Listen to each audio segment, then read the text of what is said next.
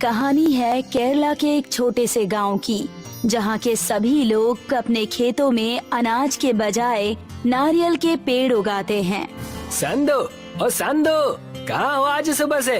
देखे नहीं रहे? अरे अन्ना, मैं आज बीमार था। क्या हो गया है तुम्हारी तबीयत को? कल रात बारिश में भीग गया था तो गीले कपड़ों में ही सो गया और सुबह उठा तो देखा पूरा बदन दर्द कर रहा था।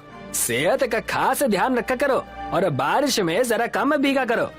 अरे अन्ना, आपको तो पता ही है हमारे गांव में कैसी बारिशें होती हैं। अभी आपको धूप दिखाई देगी और कुछ ही देर में अचानक से आसमान में बादल और हो गई बारिश शुरू। इसीलिए तो सबसे यही कहता फिरता हूँ कि चाहे कड़ी धूप ही क्यों ना हो, घर से निकलो तो बरसाती साथ में रखा करो जी। क्या पता कब बादल मेहरबान हो जाए, कोई जानता थोड़ी ना जी। और बताइए, क्या किया आपने आज दिन भर? खेतों में नारियल के पौधे लगाने गया था। और तुम कब कर रहे हो नए पौधों की रोपाई? कल तक तबीयत ठीक हो जाए तो कल से ही काम शुरू कर दूंगा। ठीक है, मेरे पास कुछ पौधे बचे हैं, तुम्हारे काम आ जाएंगे। कल सुबह आकर ले लेना मुझसे। ठीक है अन्ना। अन्ना अपने घर की तरफ चला जाता है। जाकर खेतों की जांच करके आता हूँ कि कितने पौधे लगेंगे। संधू अपने खेतों की तरफ जाता है, जहाँ रास्ते में उसको नारायणी मिलती है। अब तबीयत कैसी है संधू? अन्ना बता रहे थे कि तुम्हारी तबीयत कुछ खराब है। हाँ, अब कुछ ठीक है। तुम कहाँ से आ रही हो? बाबा के साथ खेतों में पौधों की रुपाई के लिए गई थी। मैं भी खेतों की तरफ ही जा रहा हूँ। बस जरा अनुमान लगा लूं कि कितने पौधों की जरूरत पड़ेगी। अच्छा, अरे हाँ, बाबा ने कहा है कि जब तुम्हारा खुद का पक्का घर होगा ना, तभी तुमसे मेरी शादी करवाएंगे, नहीं तो बाबा मेरे लिए कोई और रिश्ता ढूंढ लेंगे। बाबा से कहना कि मैं पूरी कोशिश कर रहा हूँ और इस साल के आखिर तक मेरा खुद का पक्का मकान बन जाएगा। कोई नया रिश्ता ढूंढने की जरूरत नहीं है।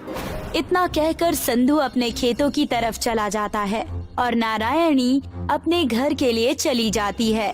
नारायणी की बातों से अब संधू थोड़ा परेशान हो गया है। उसको अब जल्दी ही पक्का मकान बनवाना होगा। इस साल भी अगर खुद का पक्का घर नहीं बना पाया ना, तो नारायणी से शादी नहीं हो पाएगी। इस बार तो कड़ी मेहनत करके खूब सारे नारियल उगाने पड़ेंगे। संधू खेतों में जाता है और नाप लेकर आता है कि वो कितनी कितनी दूरी पर पौधों की रुपाई करेगा। घर आकर वो खाना बनाता है और खाना खाकर सोने चला जाता है। कल सुबह जल्दी उठकर खेत जाना है, इसीलिए अभी जल्दी सो जाता हूँ। संधू दिया बुझाकर सो जाता है। अगली सुबह वो जल्दी उठता है और पौधे लेने के लिए अन्ना के घर चला जाता है। अन्ना, ओ अन्ना, मैं आया हूँ, नारियल के पौधे दे दो। अरे अंदर आ जाओ जी, मैं नाश्ता कर रहा हूँ। तुम भी कुछ नाश्ता कर लो, फिर ले जाना पौधे। नहीं अन्ना, मुझे देर हो रही है। आ जाओ जी, शर्मा क्यों रहे हो? तुम्हारा ही घर जी।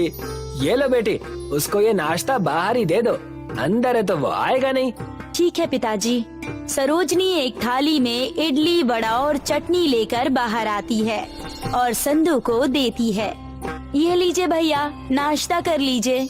और नाश्ता करने लगता है। कुछ देर में नाश्ता करने के बाद अन्ना भी बाहर आ जाते हैं। हो गया नाश्ता, आ जाओ, मैं तुम्हें नारियल के पौधे दे देता हूँ। अन्ना संधू को नारियल के पौधे देते हैं और संधू उन पौधों को लेकर अपने खेतों में रोप देता है। इस बार तो अच्छे से मेहनत करनी होगी, तभी जाकर घर बनाने के लिए पैसे जुटा पाऊंगा। संधू पौधे रोपने के बाद उनकी जड़ों में छोटे छोटे गड्ढे करके खाद और पानी डालता है, ताकि वो जल्दी से बड़े हो जाएं। अब संधू हर दिन अपने खेत में जाता है और पौधों को पानी देता है। नारियल के पेड़ तो अच्छे से बढ़ रहे हैं, इस बार खूब नारियल बेचूंगा। कुछ दिनों में सभी पौधों पर नारियल लग जाते हैं। ट्रक वाला आया है नारियल खरीदने के लिए, चलो जल्दी से पेड़ों से नारियल तोड़ लो जी। नहीं अन्ना, इस बार मैं ट्रक वाले को नारियल नहीं बेचूंगा। वो हमसे 10 रुपए में एक नारियल खरीदता है और शहर जाकर दुकान वालों को एक नारियल 50 रुपए में बेचता है। एक नारियल पर सीधे 40 रुपए का मुनाफा जी। वही तो, साल भर मेहनत करे हम लोग और मुनाफा कमाए ये बीच वाले। वैसे भी मुझे इस साल ज्यादा पैसों की जरूरत है, पक्का घर जो बनाना है। मेरे भी बेटी की शादी जी और मैं सोच रहा था कि साहूकार से कर्ज ले लूं, पर अगर मैं भी शहर जाकर नारियल बेचूं तो कर्ज लेने की जरूरत नहीं जी। अन्ना और संधू दोनों अपने खेतों में उगाए नारियल को तोड़ते हैं और बोरे में भरकर शहर ले जाकर बेचते हैं, जिससे दोनों अच्छे पैसे कमा लेते हैं। पैसे जमा करके संधू अपना एक खुद का पक्के का मकान बना लेता है और अन्ना अपनी बेटी सरोजनी की शादी कर देते हैं। अब तो पक्का मकान भी बना लिया, नारायणी के पिताजी से शादी की बात करनी होगी। संधू नारायणी के घर जाता है और अपनी शादी की बात करता है। पक्का मकान बनाने से अब नारायणी के पिताजी इन दोनों की शादी के लिए मान जाते हैं। अरे ये बारिश इतनी तेज कैसे होने लगी?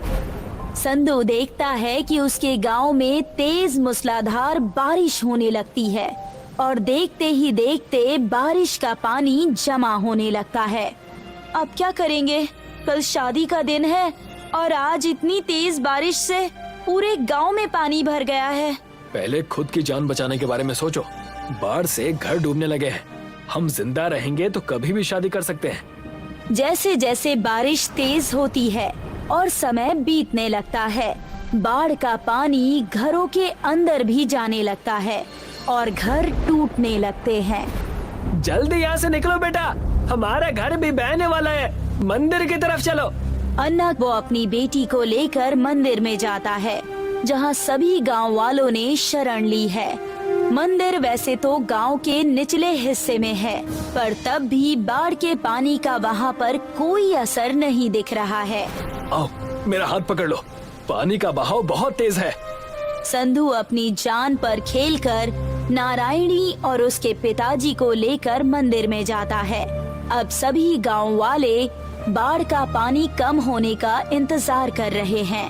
धीरे धीरे पानी कम होता है, पर गांव वालों के घर पानी के साथ टूटकर बह गए हैं, इसलिए सभी लोग बेघर हो जाते हैं।